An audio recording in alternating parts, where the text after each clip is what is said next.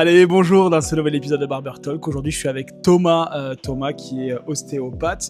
Il va nous expliquer un petit peu son métier, il va nous expliquer ses passe-temps. Et je vous laisse avec cet épisode. Est-ce que tu as un client en particulier, genre une situation qui t'a marqué? Genre vraiment un truc où tu t'es dit, t'es rentré le soir à la maison, tu t'es dit, ah, je vais la raconter à tout le monde celle-là. Je me souviens, je démarrais sur un cabinet, c'est le premier de l'après-midi que j'ai eu. Le premier de la journée. Le tout premier. C'est vraiment le tout premier où je suis arrivé sur le cabinet. Ok. Et là, il m'a sorti. Je me suis fait un labagour. Bienvenue dans Barber Talk, une coupe, une histoire. Mesdames et messieurs, bonjour, on est dans Barber Talk. Cet épisode est dédié aujourd'hui à Thomas. Bonjour Thomas. Bonjour Guillaume. Thomas qui est Ostéopathe. Exactement. Merci. Aujourd'hui, tu veux faire quoi de beau? Tu sais comme j'ai confiance en toi. Totalement. Ça fait un petit moment que j'ai ce groupe. Mm-hmm. Je pense que changer, c'est le bon moment. J'ai Ok. un mariage la semaine prochaine. Ok. Et c'est pour ça que je suis venu te voir. Ok, trop cool. Après, j'aimerais quand même pouvoir garder... j'aime bien la longueur sur l'arrière. Alors, je veux pas la garder entièrement. D'accord. Mais j'aime ça, la longueur derrière. Tu aimes la longueur derrière. Très bien. C'est ok. Dit comme ça, ça peut être mal vu, mais je vous rassure, il n'y a rien de... Il n'y a rien de sexy. On parle de cheveux. On parle de cheveux. Donc, en gros, ce que tu me dis, c'est que tu aimes bien la longueur derrière. Ouais. Tu as envie de changer. Exactement. Tout en conservant la longueur derrière. Ah, c'est dur, hein? Mm-hmm. Parce qu'on C'est dur, peut hein. très bien. Parce qu'en plus, derrière, il y a la s'amuser. copine qui va juger. Elle est coiffeuse, hein? Bien sûr qu'elle est coiffeuse. C'est vrai, j'avais oublié qu'elle était coiffeuse. Non, en vrai, on peut s'amuser à venir chercher beaucoup plus court, style un peu espagnol, moderne mulet, tout en conservant un petit peu de la longueur derrière, en faisant plus court, un peu, tu vois. Ouais.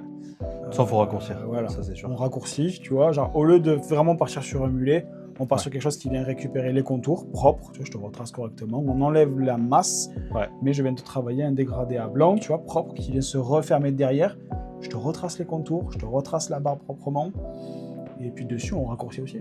Ouais, ça me va. Simple, il faut faire simple et efficace, mais on enlève le côté mulet pour faire quelque chose de plus façon espagnole. Ça te va? Parti. Trop cool. Allez, parfait. Eh bien, allez, donc tu es ostéopathe, c'est ça? Exactement. Ok, trop bien. Hop, ça fait combien de temps? Depuis 2023, donc ça fait 3 années complètes de diplôme. Ok, Là, j'entame la 4e. très bien. Donc, ça commence à faire un petit peu. Tu bosses où? Dans l'Aveyron. De Casseville, Ribeiro. De Casseville, l'Aveyron. Ouais, je viens de là-bas juste pour toi. C'est magnifique. Big up à l'Aveyron. Trop bien. Bon, il va falloir qu'on parle du coup un petit peu de ce qui se dit, de ce qui se fait. Il y a beaucoup de choses qui se Il disent. y a beaucoup de choses qui se disent sur les ostéopathes. Ouais. Pas forcément cool à chaque fois. Mais ouais. C'est pour ça que tu es là aussi, c'est pour débunker un petit peu, ce travail, ce qui est avant tout humain. Là, tu touches littéralement l'humain. Ouais, complet. Beaucoup disent que les ostéopathes, vous êtes du genre à remettre les os en place. Archi pas. C'est vrai? Non, c'est faux ça. C'est un mythe. Ah ouais? Si on devait remettre les os en place, on serait pas là, on serait aux urgences. Non, quand on remet les os en place, il y a eu la luxation ou l'os il a pété complet. Ça, c'est pas nous. Ok. C'est fini. Ça, tu fais ça à l'hôpital. Un os, ça bouge pas, ça se déplace pas. Ok. Très bien. C'est des micro-mouvements au niveau du corps. C'est de l'ordre de quelques millimètres. Ok. Et quand je te dis millimètres, c'est même 0,1, 0,2, pas plus. Ok. Pas plus. Mais genre, c'est ces petits mouvements-là qui font que tu te retrouves avec des douleurs aux épaules, aux hanches. Pas toujours. Ok. Pas toujours en fait. Les douleurs qu'on peut avoir, elles sont multifactorielles. Ça peut soit être de l'épuisement physique, donc juste les muscles ils en ont marre, juste le corps lâche. Après ça peut être des informations nerveuses, parce que tout est véhiculé par les nerfs au niveau du corps. Et ça arrive que des fois il y a une surcharge d'informations sur une zone qui fait que le corps à un moment donné il faut qu'il réagisse. Et pour se faire entendre, quand on l'écoute pas assez, il réagit par la douleur. Et c'est ça des fois qui fait que... Et du coup, il lâche complètement. Exactement. Mal. Exactement. Ok, incroyable. Ouais, après, je te parle pas des coups qu'on prend. Ça, c'est normal des fois, après qu'il y ait la douleur. Attends, tu veux dire que pendant que tu es en train de faire la consultation... Non. Ah, ok, Non, je me non, suis non, dit, ça, il y a non. des gens qui le tapent. Non, Mais non, non. personne te tape pendant la Enfin, consultation. Bah, les bébés, quoi, des fois. Ouais, Mais ça, on peut pas leur en vouloir. non, ça va. T'en fais beaucoup, les bébés? J'en fais pas mal depuis quelques temps. Ok. J'étais pas du tout chaud au départ. Ok. Phobie, vraiment au départ. Phobie, c'est-à-dire trop petit, trop fragile. Trop petit, trop fragile. Ok. Et en fait, faut prendre la confiance. Ok. Faut prendre la confiance, faut se former. Ok. Et une fois que c'est fait, en fait, après c'est parti. C'est adorable. C'est des consultations tellement différentes. Ouais, c'est pas la même. Ah non, c'est pas du tout la même relation entre un patient adulte et un patient bébé. C'est impressionnant. Incroyable. Genre, Déjà, ça parle pas. Déjà, ça parle pas. Donc en fait, Ouais. ça communique par les yeux, par les gestes. Ok. Et il faut réussir à capter son attention. Et alors quand on l'a, après, c'est magique. En Ouais, vrai, puis c'est- temps de concentration Ouais. un peu raccourci, donc j'imagine que tu dois Ouais. être assez efficace, mine de rien. Pas rapide, mais efficace. Ouais, faut être efficace. Ouais, faut que tu... Donc enfin, tu après, dois savoir quoi faire. Ouais. Parfois, il faut faire des pauses. Ok. Faire des pauses pour pouvoir aussi lui permettre de souffler. Genre, tu le rends à papa-maman, tu Exactement, papotes un peu, Ouais. et après, on y retourne. Souvent, c'est soit on fait une petite pause pour le changer parce que forcément, bébé s'est lâché. Soit il mange. Ok. Soit on fait juste une pause pour qu'il se calme dans les bras de papa-maman. Ok. Et après, je vois si on traite de nouveau sur la table ou directement dans les bras. Ok. Très bien. Ah, tu t'es formé, du coup, à faire de l'ostéopathie sur les enfants bébés? J'ai été formé par la collègue à qui j'ai repris le cabinet. Ok. J'ai pas fait de formation officielle pour l'instant, D'accord. mais elle m'a transmis énormément de choses et ça m'a changé complètement la vue que j'avais, la vision que j'avais par rapport au bébé. Ok, incroyable. Ton bébé le plus jeune que tu as eu sur la table, il avait quel âge, tu sais? 7 jours. 7 jours? 7 jours. Il était fatigué de la vie déjà ou... Non, en fait... Qu'est-ce qu'ils ont en fait pour que ce soit des bébés qui viennent... Ça dépend de comment se passe l'accouchement. globalement. D'accord. Comment Ok. se passe l'accouchement et comment s'est passée la grossesse. Si Ok. la grossesse se passe bien, l'accouchement se passe bien. Ok. Sur le premier mois, il n'y a pas de raison particulière, visible en tout cas, de venir voir l'ostéo. Ok. Si l'accouchement se passe mal, que ça part en césarienne d'urgence ou qu'ils utilisent des instruments, ou spatule, forceps, ventouses, Ouais. là c'est intéressant de le voir parce que le crâne il prend un peu, le crâne, et après il y a le corps aussi derrière qui prend. Et ouais. Puis faut réussir à sortir quoi. Et oui, voilà. Plus le bébé est gros, plus c'est compliqué donc. Donc tu peux te retrouver, quoi. Principalement, ça va être quoi au niveau des vertèbres, Essentiellement, au ce niveau que du j'ai cou. retrouvé moi en tout cas sur les consultations que j'ai fait sur les nouveau-nés là, très très tôt, Ouais. c'est essentiellement le cou, le crâne à rechecker et les épaules. Ok. Après je fais le check complet quand même, Oui, toujours à tu chaque check, fois. J'en complet. profite tant qu'il est là Ouais. et qu'il est concentré, mais ouais c'est les principales parties Incroyable. que je vois. Mais c'est magique. Tu le vois, genre une fois que t'as fini, que genre le bébé il est soulagé ou... Des fois ça se voit, Ok. des fois non parce qu'il pleure et il est juste énervé, Ouais. il en a marre. Ouais, il en a marre. Mais ouais, j'en ai eu plusieurs qui s'endorment en fait Ok. au cours de la consultation C'est incroyable. et puis un mot est derrière, il fait les retours des parents, il a dormi toute l'après-midi, il a passé une nuit de fou. Incroyable. Alors déjà que nous, sur les adultes, quand on fait des séances d'ostéopathie, Ouais. quand on sort en général, t'es séché, on En va dire. général, on est bien séché. Ah, Ouais. t'es bien séché. Et c'est vrai que sur un bébé, du coup, ça doit être cool. Ouais. Après, c'est pas la même ostéo, c'est différent. C'est plus doux. Mais ouais, c'est beaucoup plus doux, ça n'a rien à voir. C'est pas sur le petit bébé que je vais venir faire craquer une cervicale. Ouais. Faut pas croire. Non. Mais non, c'est beaucoup plus doux. Faut être doux et être souple dans les mains, c'est différent. Même pour moi, je trouve ça reposant. Quand Ouais. je bosse. Ouais, ça doit te faire une pause dans ta Ça journée. fait, c'est ça, c'est une Ouais. sorte de pause dans la journée parce qu'en fait, je suis assis et je bouge quasiment pas. Incroyable. Je bouge quasiment pas, je tourne après autour de la table, autour du bébé, mais c'est tout quoi. C'est terrible. Trop bien. Il faut que vous sachiez que Thomas, je le coiffe depuis petit bout de temps. Ouais, ça fait un petit bout de temps que je le connais. Je l'ai connu apprenant dans le métier. Et là, maintenant, ça fait 1 an que t'es en environ. Ça fait un peu plus, ça fait 2 ans et quelques mois. Ouais, 2 ans et quelques mois que monsieur est parti développer son activité en Aveyron. À côté de ça, j'ai cru comprendre que tu aimais le basket aussi. Ouais, carrément. Ouais. Ouais, depuis tout petit, j'en ai fait pas mal étant jeune. Ouais. Et là, maintenant, je suis plutôt dans la gestion. Donc, je gère le club à Rio-Pérou. Et je suis coach aussi. Un coach de basket à côté, incroyable. Trop bien. Est-ce que tu penses que ton métier, il t'aide dans ton travail en tant que coach à côté, en lien avec le basket? Dire non, ça serait mentir quand même. Ouais. Ça m'aide beaucoup, juste déjà pour adapter les postures. Sur tout ce qui est shoot, sur tout ce qui est dribble. En fait... Shoot et drill? Ouais. C'est quoi le shoot et drill? Le dribble, c'est quand tu fais dribble? Ouais, le dribble, ouais. Et le shoot, en fait, pour tirer, ouais. Ouais, ok. Et surtout pour shooter, en fait. Ça permet d'adapter à chaque morphologie, de déplacer de quelques centimètres le bras, de quelques centimètres les jambes. En gros, tu regardes le joueur faire et tu dis, ok, ben là, frérot, par contre, pas la bonne posture. C'est ça. En fait, il y a une norme. Donc, il y a une norme au niveau du shoot. Quand tu regardes le haut niveau, ils shootent tous quasiment pareil. Et après, c'est des petits détails qui changent. Ouais, un petit peu comme la norme de la touche au foot, tu sais, où tu jettes d'une seule manière. C'est exactement ça. D'accord, ok. Et après, ça change juste l'orientation du bras, l'orientation de la main. Et parfois, ça me permet juste de leur faire comprendre. Je vais te parler de transfert de force.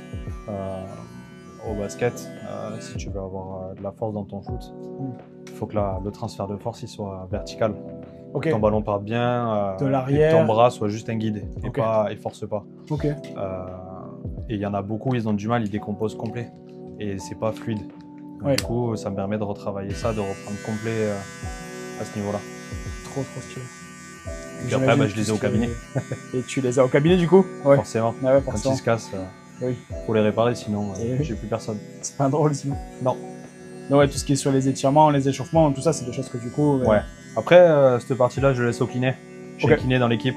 En plus? Donc, il régale. Incroyable. Il m'a organisé la prépa physique là, pour cet été, du coup.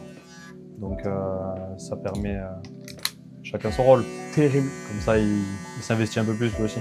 Trop bien. Donc, tu es président, du coup? Ouais. Du club de basket de Rio-Pérou? Ouais. Incroyable. C'est une charge mentale. Ouais? Faut pas se le cacher. Ouais, c'est cool. C'est du taf, oui. C'est cool parce que quand on aime ça, c'est vraiment cool, mais c'est du taf. Ouais. Faut rester accroché. Ouais, voilà, faut y être. Après, j'ai la chance d'avoir un bureau qui est carré à côté et qui m'aide bien. Et ça, c'est important. Sans eux, ça fonctionnerait pas.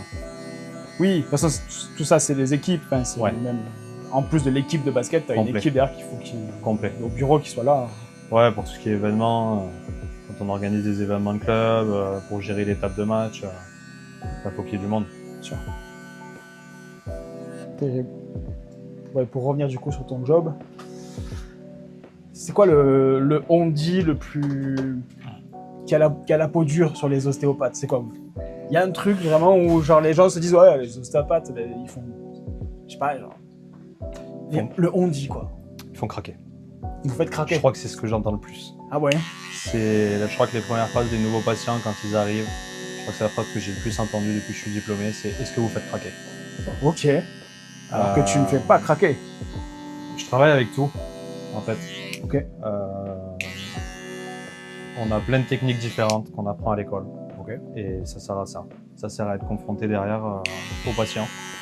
Parce que y en a qui adorent quand ça craque, il y en a qui n'aiment pas du tout quand ça craque, et il y en a que ça dérange plus ou moins. Ok. Selon les zones. Donc on s'adapte. Parce que c'est toi qui peux choisir avec une méthode en particulier de faire craquer ou pas. C'est ça. Ok. Alors en fait, ça va dépendre déjà du ressenti du patient et moi de mon ressenti. Ok. C'est-à-dire que si la zone, je la trouve trop tendue, je vais pas venir m'amuser à faire craquer au risque d'être douloureux pour le patient. D'accord. L'objectif, c'est qu'il garde son confort tout au long de la séance. Ok.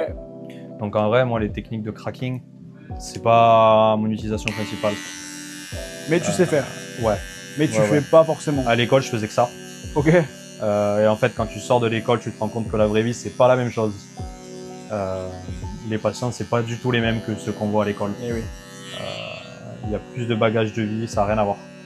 Et donc, on s'adapte. Ok, tu veux dire, On s'adapte. bagage de vie, tu veux dire qu'ils ont le corps un peu plus abîmé que Ouais. les jeunes que tu Globalement, sculptes ouais. à l'école, plus ou Alors, moins. après, à l'école, on a tout. On a des jeunes, on a du vieux, on a tout vraiment. Mais je pense qu'ils sont entre guillemets plus enclins à nous suivre totalement à l'école Ouais. plutôt qu'en cabinet sur tout ce qui est cracking. Parce qu'à l'école, ils vont se dire bon, on est là pour apprendre, donc on va le laisser faire. Ouais. Cabinet, on sait déjà faire. Ok. Donc s'ils veulent pas, ils veulent pas. Ok. Et le but, c'est que le patient, déjà, il revienne au cabinet derrière, comme s'il aura besoin. Et ensuite, Mais trouve, qu'ils ne sortent pas choqués de sa non. séance parce qu'il Ouais, s'est non, entendu non. craquer Non, son c'est squelette, ça. quoi. faut que lui, comme moi, on trouve notre bonheur, entre guillemets. Bien sûr. Du coup, explique-nous un petit peu, d'un point de vue formation, t'as fait quoi? Comment t'es devenu ostéopathe? Honnêtement, je savais pas quoi faire au départ. C'est vrai? Ouais, je suis arrivé en terminale. Dans ma tête, ça se battait, rien à voir. Hein. Je te préviens, rien à voir. Ça se battait entre avocat et le domaine de la santé. Ah oui, effectivement, rien à voir. Sauf qu'avocat, moi et les études, on a toujours fait deux. Mm. J'ai jamais été trop bosseur. Donc, avocat, ça l'aurait pas fait. Fallait trop taffer. Avocat, ça demande Et- des années d'études, enfin c'est long, ça. quoi. Ouais, C'est très long. c'est très long. Ok. Déjà que je trouvais que 5 ans que c'était long. Alors avocat, ça peut être encore plus long. Mais derrière, en fait, la santé, ça me plaisait beaucoup. Le service à la personne. Ok. Et je connaissais pas du tout ce métier à la base. Je connaissais kiné, Ok. mais je connaissais pas du tout ostéo. Comment t'as Et, connu ostéo? Sur les salons d'étudiants. Ok. C'est ma mère, elle m'a poussé à aller sur les salons d'étudiants, à aller découvrir les métiers un peu liés à la santé et tout ça, pour Ok. voir s'il y en a qui me plairaient.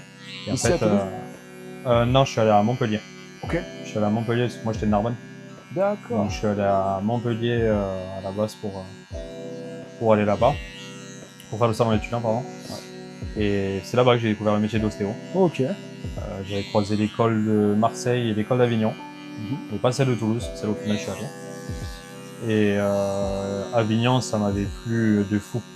L'école, quand elle me parlait, la nana, les étoiles plein des yeux. Et à ce moment-là, je pense que j'ai eu le déclic. Donc après, j'ai fait plusieurs séances d'ostéo et tout pour vraiment découvrir le métier. Ok, donc toi-même, t'es allé chez un ostéo pour découvrir. Ok. Pour découvrir, pour discuter, pour échanger. Pour vraiment essayer de me conforter dans l'idée que c'était ça que je voulais faire. Mhm. Et après, je pense que ça s'est fait naturellement sur la suite pendant les études. Hein. Très stylé. Donc 5 ans d'études. 5 ans d'études. Ok. Et on continue à se former derrière. Et ouais, Il faut, toujours. il faut parce que Toujours. ça change et il faut s'adapter. Ok. Bon, du coup, ça fait quelque temps que tu fais ça.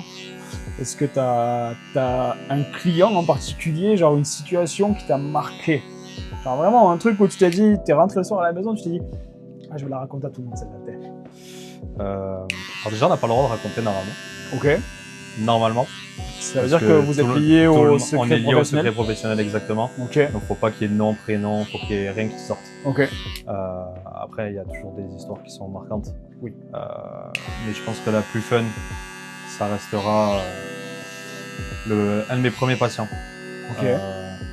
que j'ai eu en cabinet. Je me souviens, je démarrais sur un cabinet, c'est le premier de l'après-midi que j'ai eu. C'est le Pardon, premier de la journée. le tout premier. C'est vraiment le tout premier où je suis arrivé sur le cabinet. Ok. Et là, il m'a sorti. Je me suis fait un labago en faisant l'amour à ma femme. Plus aussi Et- solide que ça, l'artiste. Là. Non. Et je crois que celle-là, elle restera. Je crois que celle-là, elle restera parce que tu sors des études, tu te dis tu vas être confronté à tout n'importe quoi et tu te retrouves face à ça. Donc, premier Donc, fou rire. le frérot, il arrive. Premier patient, fou rire. premier fou rire. Et même lui, il était heureux de me raconter ça. Parce que, il était fier de ce qu'il avait fait, quoi. Ouais, il s'est fait mal en Exactement, ouais. se faisant Il s'est plaisir, dit, quoi. il Donc, s'est dit en vrai, la douleur, c'est pas grave. Et, j'y vais quand même. exactement. Putain, ça, c'est de l'amour, ça. Ouais. Messieurs, ça, c'est une bonne leçon. Si vous voulez prouver votre amour à votre dame, faites-vous mal pour elle. Pas Incroyable. trop quand même. Pas trop quand même. Ah, sinon, après, vous allez voir l'ostéopathe. Exactement. Ça, c'est un bon placement de produit, tu vois. Exactement. Et du coup, comment t'as réagi Ok, t'as rigolé. Mais genre, il y a un moment où tu dois reprendre ton rôle d'ostéopathe. vrai, Tu vois ce que je veux dire? Ouais, bah, en vrai, je pense que j'ai plus rigolé intérieurement que. Ok, donc t'étais pas devant Ouais, lui en train de parce te que bidonner. non, non, non, je me bidonnais pas parce Ok. que un peu de sérieux quand même. Déjà, je démarrais sur le cabinet, donc il fallait un peu de sérieux. Ouais. Non, je suis resté calme. Ok. On a continué à discuter, et j'ai continué à poser mes questions que je pose d'habitude, quoi. Et après, ça s'est fait comme ça naturellement. Et bon, en partant, forcément, je lui ai conseillé de rien faire le soir même, quoi. Mais Monsieur, pas de bleu ce soir, s'il vous plaît. exactement, on reste zen ce soir. Ce soir, c'est Voilà, on se madame qui repose. gère. Là, en repos complet ce soir et je lui ai dit non, parce que sinon ça sert à rien, il va se refaire mal, quoi. Ah, c'est fou. Faut savoir respirer, quoi, un peu. Il faut savoir se calmer un peu, ouais. Exactement. Ok. Et je vais voir avec toi. C'est vraiment. J'ai cette habitude de me faire craquer les doigts. Genre, je me fais beaucoup craquer les doigts. Je me souviens de ma grand-mère, quand je m'amusais à faire craquer les doigts, elle me disait: Ah, mais Guillaume, tu vas avoir de l'arthrose quand tu seras plus vieux. Non, Est-ce que ça c'est n'a rien vrai à ou. voir. Non, ça n'a rien à voir. Non, ça n'a rien à voir. En fait, le craquement, ce qu'on entend, Ouais. c'est juste un bruit de cavitation. C'est-à-dire que Ok. entre les articulations, tu as un liquide Ok. qui est là pour protéger et pour faire glisser les articulations entre elles. S'il n'y avait pas ce liquide à 25 ans, on serait tous pourris. D'accord, ok. Voilà, donc s'il est là, c'est pour une bonne raison. C'est une espèce de liquide C'est lubrifiant ça, exactement. entre articulations, quoi. Exactement, ça s'appelle le liquide synovial. D'accord. Et donc, ce bruit que tu entends, c'est juste une bulle de gaz qui se forme, qui se crée par jeu de pression Ok. et qui claque. C'est vraiment que ça. Ok. Donc, le aucun seul risque. non. Le seul risque que tu as, en fait, c'est de venir surstimuler ligaments, tendons. Et juste, en fait, au fur et à mesure, te créer quelques petites douleurs parce que ça va te demander, par réflexe, tu vas vouloir le faire tout le temps. Oui. Tu t'habitues à le faire et donc Oui, tu le fais oui, tout le oui. temps. Moi, je suis le premier à le faire. Ouais, moi je le vois, j'ai vraiment ce truc de. Tu vois, de claque. Mais je sais qu'il y a des gens qui font craquer leurs doigts en tirant. Ouais, juste, ça décomprime l'articulation, en fait. Ok, d'accord. Il y en a qui ont besoin de ça, il y en a qui ont besoin juste de les serrer, il y en a qui ont besoin de venir les mobiliser. Il y a de tout. Très bien. Bon, du coup, t'es ostéopathe, ça fait quelques années, mais j'ai une question. Tu vois, moi, je suis barbier. Ça m'arrive des fois de me faire un petit coup de clean à moi-même, tu vois. Un petit taper, je me refais la barbe tout seul et tout. Quand t'es ostéopathe, est-ce que tu fais ton art sur toi-même aussi? Est-ce que tu prends soin de toi-même aussi? J'ai envie de dire, ça dépend des zones. Ok. En général, ce que je vais faire sur moi-même, ce que je vais réussir à travailler sur moi-même, ça va être des zones assez simples. Les mains, les poignets, les épaules. Il y a quelques techniques que je peux faire tout seul. Mais après, c'est essentiellement des étirements que je peux faire sur moi. Ok. C'est difficile de faire des techniques où on vient crocheter un muscle, après on vient l'étirer. C'est difficile tout ça de le faire moi tout seul. Donc non. Ça demande de la force? Non, pas forcément de force, mais des angles que je peux pas utiliser tout seul. C'est-à-dire que quand j'ai besoin de soulager le dos, il y a des techniques. Je peux venir étirer, mais il y a des techniques que je peux pas faire. Ok.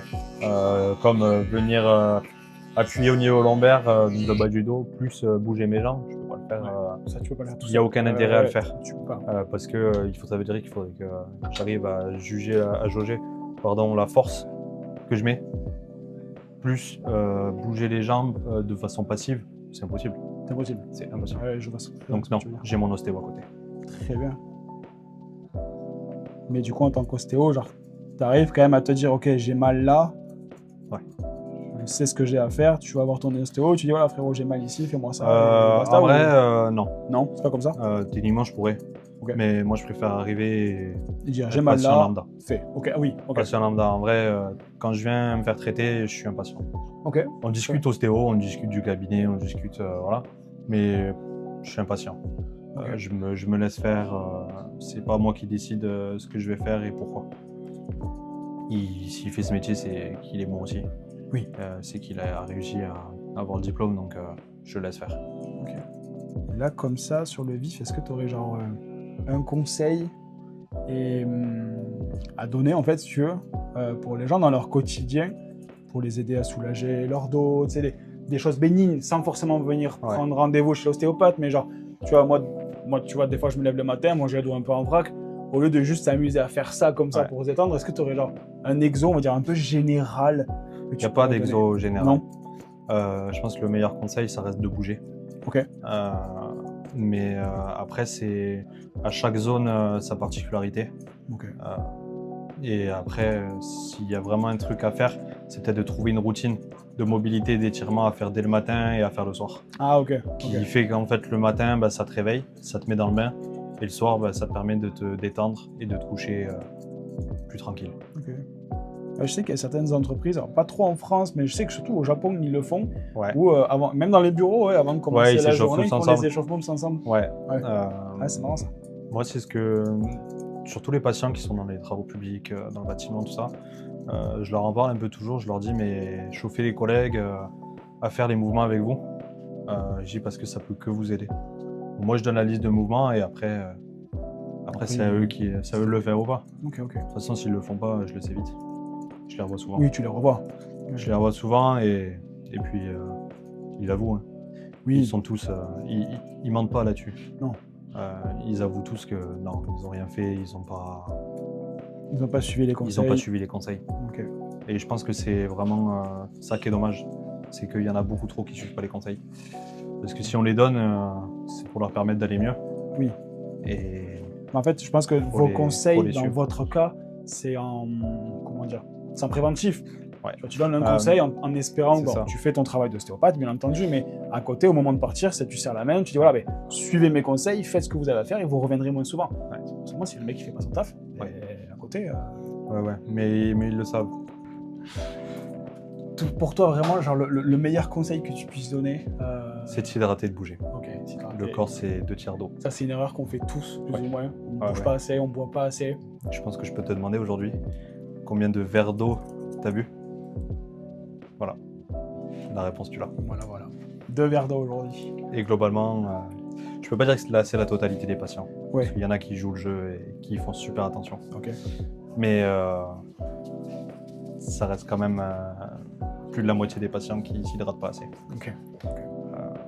Un corps sans eau, ça fonctionne pas. Très bien. Bon, mais parfait. C'est comme un pirate sans rhum. C'est comme un pirate sans rhum. Celle-là, on va pouvoir la mettre. Exactement, un pirate sans rhum. Bon, mais très bien. On va attaquer la barbe, ce qui signifie qu'on a fini avec cette découverte, avec l'ostéopathie. Merci beaucoup, Thomas. Merci à toi, Guillaume, beaucoup d'être de venu, m'avoir invité. d'avoir joué le jeu. Et avec plaisir. Puis on se retrouve une prochaine fois. Avec grand plaisir. Merci beaucoup. Quand elle m'autorisera de nouveau à venir te voir pour me faire couper les cheveux. Inch'Allah, comme on dit. J'ai bataillé dur. C'est vrai? Ouais. Elle voulait vraiment te couper les cheveux? Non, c'est que là, elle avait vraiment beaucoup de monde pour le mariage à couper les... à qui elle devait couper les cheveux, donc elle n'avait pas le temps. Et je lui ai dit, en vrai, si ça t'arrange, moi je vais voir Guillaume, ça me fera plaisir. Moi, ça me fait plaisir, en tout cas. Merci beaucoup. Et du coup, il faut que je rajoute la phrase que j'avais fait quand t'es parti. Oui. Guillaume, c'est le boss, viens le voir. Chez Ton Sort et compagnie, on n'oublie pas. Et toi, tu es du coup... tu es le président de l'équipe du basket de Villefranche. Non, de Rieux-Pérou. Rieux-Pérou. Archi pas Villefranche. Archi pas Villefranche, c'est les méchants. Ouais, c'est les méchants. Et tu travailles à Rieux-Pérou et à Decazeville. Et à Decazeville, ok. C'est ton bureau? Decazeville, ouais. Ok. Rieux-Pérou, je suis en collaboration. Ok, très bien, parfait. Mais pareil, si vous êtes en Aveyron, vous cherchez du côté de Decazeville ou de Rieux-Pérou. Si vous cherchez un ostéopathe qualifié, vous avez Monsieur Thomas Perrault qui est juste là. Merci beaucoup. Merci Guillaume. Et à bientôt sur Barber Talk. Ciao. Retrouve les épisodes de Barbie Talk sur Instagram et TikTok avec Guillaume Tonsor et Si.